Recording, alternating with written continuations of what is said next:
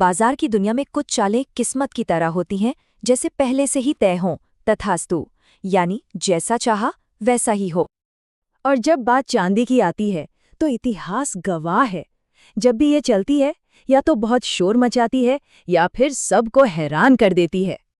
तो सवाल ये उठता है कि साल 2026 में चांदी को लेकर जो संकेत मिल रहे हैं वो इतने तेज, इमोशनल और खतरनाक क्यों हैं?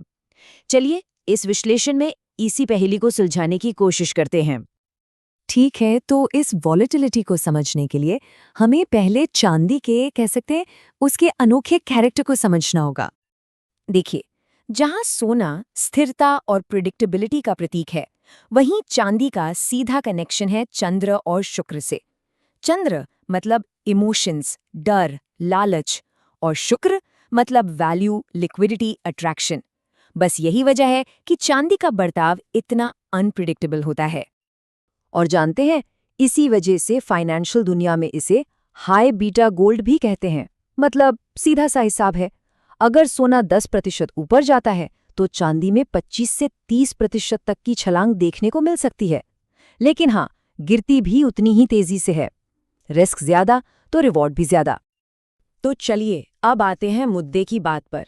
खोलते हैं 2026 का कैलेंडर और देखते हैं कि साल के कौन से हिस्से सबसे अहम होने वाले हैं। ये समझिए कि ये पूरे साल का एक रोड मैप है। फरवरी मार्च से लेकर साल के आखिर तक ये 6 टाइम विंडोज हैं जिन पर हमें नजर रखनी है। हर विंडो का अपना एक अलग ही मिजाज है।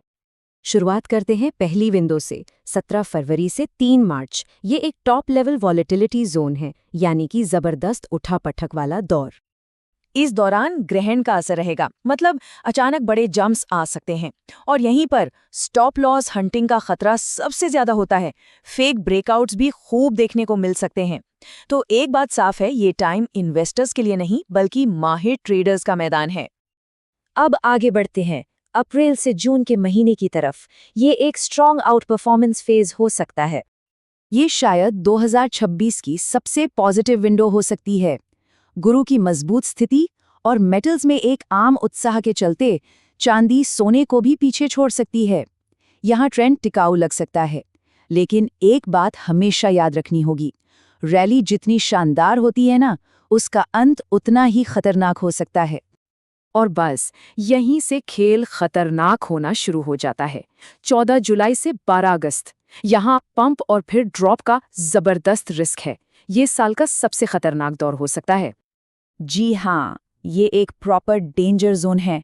गुरु के अस्त होने से मार्केट में जरूरत से ज्यादा उत्साह का माहौल बन सकता है, जो देर से एंट्री करने वालों के लिए एक पीएज, एक जाल साबित हो सकता है। और पुराने रिकॉर्ड्स देखें तो ज्यादातर लोग यहीं टॉप पर ही फंसते हैं और फिर एक बड़ी गिरावट का शिकार हो जाते हैं।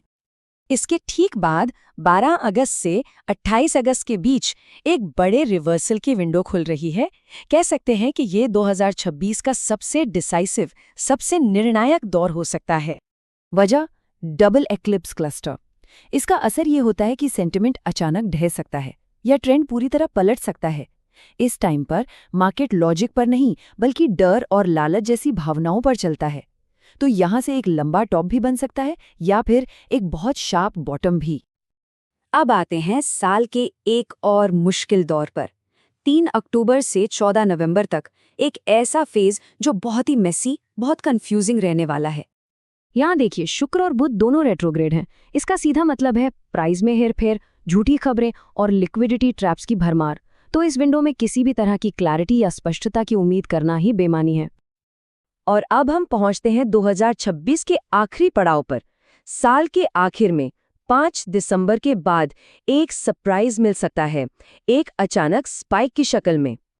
ये जो स्पाइक है, इसके पीछे जुपिटर का रेट्रोग्रेड होना एक वजह है, लेकिन इसके टिकने के चांस बहुत कम हैं। अक्सर ऐसा उछाल साल के अंत का एक धोखा, एक एंड ऑफ ईयर इल्यूजन साबित होता है। तो इस पूरे विश्लेषण का निचोड़ क्या है? सबसे बड़ी सीख क्या है? देखिए, एक बात तो साफ है, चांदी में मौके सोने से कहीं ज्यादा मिलेंगे। लेकिन ये भी सच है कि यहाँ गलती की सजा भी कहीं ज्यादा बड़ी होगी। जो सब्र रखेगा वो कमाएगा, और जो लालच करेगा वो जाल में फंसेगा। और यही बात हमें इस विश्लेषण के सबसे बड़े मंत्र पर लाती है, ride the move, don't marry the metal. मतलब चाल के साथ चलिए, मेटल के साथ इमोशनल अटैचमेंट मत बनाइए।